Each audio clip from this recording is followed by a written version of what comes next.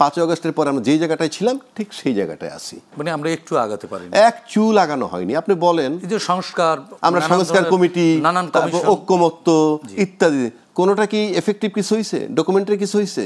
Finally গিয়ে দাঁড়ালাম কোথায় আমরা? জুলাই সনদের আইনি ভিত্তি, মানে সবগুলোকে একত্র করে একটা জায়গায় গেলাম, জুলাই সনদের আইনি ভিত্তি। সেটা কি দিয়ে হবে? গণভোটের মাধ্যমে। আর গণভোটটা কি কবে হবে?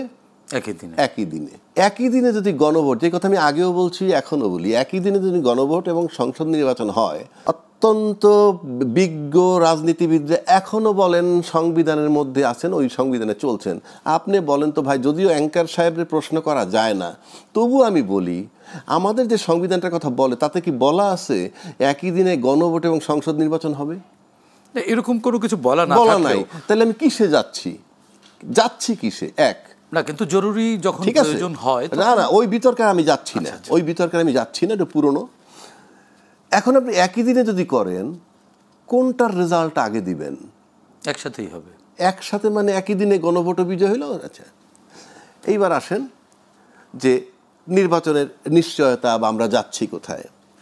আমি আপনার একটা 2 মিনিটও লাগবে না একটা কথা বলি। বহির্বিশ্বে গেলে একজন তার শরীর চেক আপ করাইতে, তো যেদিন আসবেন ফেরত ঢাকায়, তার আগের দিন বডি চেক আপ করাইলেন খুব দামি এলাকায়, দেশের নাম বলে লাভ নাই, সেই দামি এলাকায় গিয়ে সব চেক আপ করানোর পর কনফার্ম করে দিল আপনার কিডনি, লিভার, হার্ট, চোখ, দাঁত, কান, নাক, কোথাও কোনো সমস্যা আপনার নাই। পরদিন সে ফ্লাই করবে ঢাকায়, আসলো, বোর্ডিং পাস নিল, ইমিগ্রেশন ক্রস করলো, প্লেনে উঠবে, বসে রয়েছে, ওই চেয়ারে বসে হার্ট অ্যাটাক করে মারা গেছে। অথচ তার সমস্ত রিপোর্ট ভালো, সব কিছু কইরা পায়। এটার মানে হচ্ছে এই, পরবর্তী মুহূর্তে আপনার জীবনের জন্য কি আসতেছে আপনি তা জানেন না, এটাই স্বাভাবিক।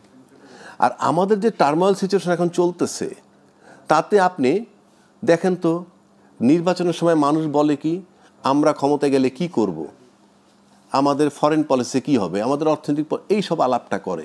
আমাদের এখানে আলাপ হচ্ছে কি, কেউ বলতেছে ওরা ধর্মের ব্যবসা করে, আবার ধর্মের ব্যবসা যারা করে তারা বলতেছে যে কারা মানে খুব দ্রুত নির্বাচনের আগে তসবি দানা নিয়ে হাঁটা শুরু করে, সেটা আমাদের মনে আছে।